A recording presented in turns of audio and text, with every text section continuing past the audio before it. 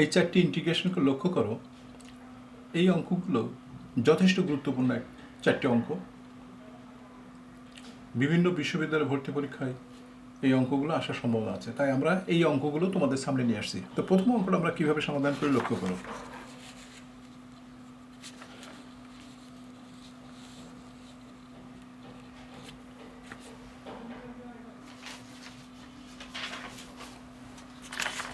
দেখো, এই যে প্রথম অঙ্কটা, এটা একটা ছোট্ট সূত্র বা ছোট্ট ইকুয়েশনের সাহায্যে সমাধান করে ফেলা যায়। সেই ইকুয়েশনটা আগে আমি তোমাদেরকে দেখাচ্ছি। যেমন ইকুয়েশনটা হলো ডিএক্স এক্স এক্স স্কোয়ার -1, এই গঠনে এই অঙ্কটা আছে। তো এর সূত্র বা সলিউশন হচ্ছে সেক ইনভার্স এক্স। দেখো, সেক ইনভার্স এক্স, ঠিক এই গঠনে এই অঙ্কটা রয়েছে। তো এই গঠন দিয়ে আমরা এই অঙ্কটা সমাধান করব।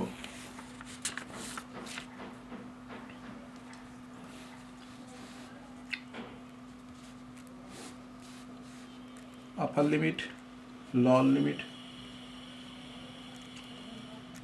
ডিএক্স, এখানে এক্স -1, ঠিক এই অঙ্কটা দেখো, আমরা 2x এর সাথে একটা 1 যোগ করে নিলাম আর একটা 1 বিয়োগ করলাম। এখন 3, 2, তো ডিএক্স এক্স -1, ভিতরে দেখো এক্স -1 হোল স্কোয়ার -1। তো এই সূত্রকে যদি আমরা অনুসরণ করি, দেখো এই সূত্রটাকে যদি অনুসরণ করি তা আমরা এটাও লিখে ফেলতে পারি যে sec inverse x -1, third bracket, upper limit, lower limit. তাহলে এখন যদি আমরা আপার লিমিট বসিয়ে দিই, এখানে যদি আমরা 3 বসাই তাহলে আমরা পাচ্ছিল 3 -1, দেখো 3 -1, ঠিক সেক ইনভার্স 2 -1। তাহলে আমাদের আসছে কি? আমাদের আসছে sec inverse 2 minus sec inverse 1। এটাকে আমরা যদি সেক না লিখে কস লিখি, কস ইনভার্স 1 লিখি, তাহলে এটা হাফ, এটার কোনো পরিবর্তন হয় না, কস ইনভার্স 1। তো সেক ইনভার্স কস ইনভার্স হাফের মানে, তাহলে এটা আমরা লিখতে পারি কস আর কস π/3, অর্থাৎ কস 60 ডিগ্রি মান হাফ, আর এটা 0। তাহলে আমাদের অ্যান্সার হচ্ছে π/3। দেখো, এই অঙ্কটার প্রথম অঙ্কটার অ্যান্সার হচ্ছে আমরা কি পেলাম? π/3 পেলাম। এই যে π/3 পেয়েছি, এটা হচ্ছে নির্ণয় সলিউশন। এখন আমরা এই যে দ্বিতীয় নম্বর অঙ্কটা, আমরা দেখো দ্বিতীয় নম্বর অঙ্কটা খুবই গুরুত্বপূর্ণ একটা অঙ্ক। তো এই অঙ্কটা সলিউশন করতে হলে আমাদেরকে যা করতে হবে, এটা 1/1 plus x square, x/1 plus x square, অর্থাৎ আমরা এটাকে দুটো অংশ করে নিলাম, 0, 1। তো এটাকে আমরা যদি পৃথক করি, দেখো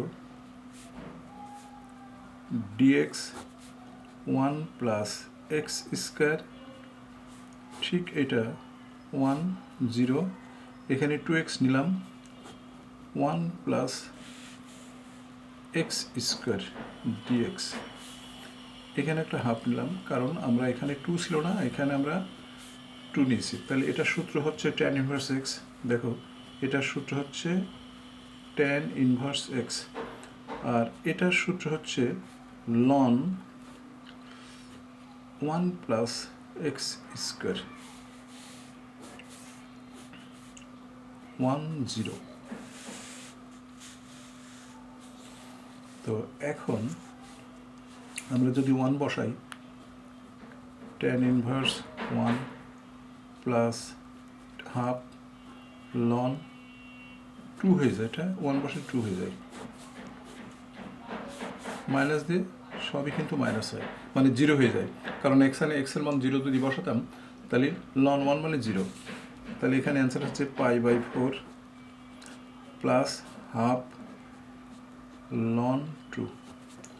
দেখো অঙ্কটা যথেষ্ট গুরুত্বপূর্ণ, অঙ্কটা 2 নম্বর অঙ্কটা যথেষ্ট গুরুত্বপূর্ণ। এরপর আমরা 3 নম্বর অঙ্কে চলে আসলাম। 3 নম্বর অঙ্কটা সলিউশন কীভাবে করবো লক্ষ্য করো, খুবই গুরুত্বপূর্ণ অঙ্ক এটাও। তো এই অঙ্কটার সলিউশন, এখানে আমাদের যে কাজটা করতে হবে, এখানে 2 মাইনাস এক্স প্লাস 1, অনেক ভালো ভালো ছাত্র এই অঙ্কটা সমাধান করতে ব্যর্থ হয়।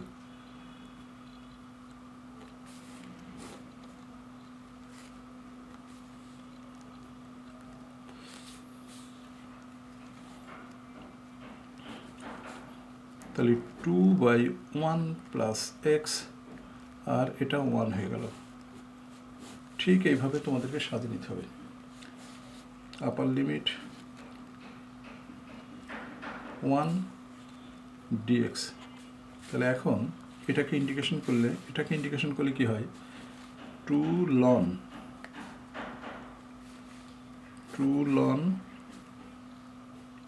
1 প্লাস এক্স, আর এটা হচ্ছে এক্স 1 0। তো এখন যদি আমরা এখানে বসাই আপার লিমিট লোয়ার লিমিট, তাহলে 1 2 মাইনাস 1, আর এটা 0 বসালে লন 1 মানে 0, আর এটা 0, তাহলে আমাদের অ্যান্সার হচ্ছে 2 ln 2 মাইনাস 1। দেখো এটার অ্যান্সার 2 ln 2 1, 2 ln 2 মাইনাস 1। এরপর আমরা 3 নম্বর চলে আসলাম, 4 নম্বর অঙ্ক, 3 নম্বর তো না, 4 নম্বর অঙ্ক চলে আসলাম। তো 4 নম্বর অঙ্কটা সলিউশনটা দেখে নাও।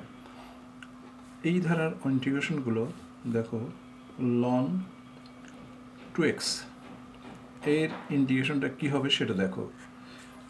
প্রথমে কি করব, প্রথমে এটা ln 2x লিখব। এই ধারার যত ইন্টিগ্রেশন আছে ঠিক এইভাবে করতে হবে, ln 2x into x minus x, এই হচ্ছে এর ইন্টিগ্রেশন। আমি আরও কয়েকটা ইন্টিগ্রেশন তোমাদেরকে দেখাচ্ছি, দেখো এই টাইপের অঙ্কগুলো, যেমন ধরো ln 3x, তাহলে আমরা প্রথমে কি করতে পারি, ln 3x লিখবো, একটা এক্স গুণ একটা এক্স বিয়োগ, এটাই হচ্ছে এর ইন্টিগ্রেশন। আমার যদি এটা ln xও হইতো, ধরো ln x, এটার ইন্টিগ্রেশন হচ্ছে ln x, একটা এক্স, ln x লেখার পরে একটা এক্স গুণ করতে হবে, একটা এক্স বিয়োগ করতে হবে, এটা হচ্ছে এর ইন্টিগ্রেশন। তাহলে এর আপার লিমিট ছিল 4 আর লোয়ার লিমিট ছিল 2। দেখো এর এই অঙ্কটার আপার লিমিট ছিল 4, লোয়ার লিমিট ছিল 2।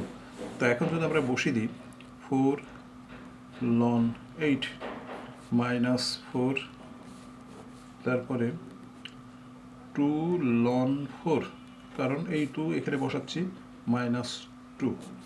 তো এখানে দেখো 3 12, কেন এখানে 12 হলো, আমরা এখানে 2 লিখে পাওয়ার করলাম, পাওয়ার 3 করলে সেই 3টা চলে আসলো 4, এখানে 2 স্কোয়ার করলাম, তাহলে সেই পাওয়ারটা চলে আসলো 4 হয়ে গেল ln 2 প্লাস 2। তাহলে এই যে 12 আর এই 4 বাদ দিলে কি হয়, 8 ln 2 মাইনাস 2, এই 4 থেকে 2 বাদ দিলাম, এটি হচ্ছে আমাদের অ্যান্সার 8 ln 2 মাইনাস 2। তো এই ধরনের গণিতগুলো অবশ্যই তোমাদেরকে এখন সলিউশন করার বাস্তব অভিজ্ঞতা থাকতে হবে, তা না হলে এই ধরনের অঙ্কগুলো ভর্তি পরীক্ষায় আসলে আমরা সমাধানে অনেক সময় লাগবে, তখন তোমাদের অনেক সময় ব্যয় করতে হবে। এই কারণেই আমি বলছি যে অঙ্কগুলো শুধু সমাধান করো এবং প্র্যাকটিস করো। তো আজ এই পর্যন্তই।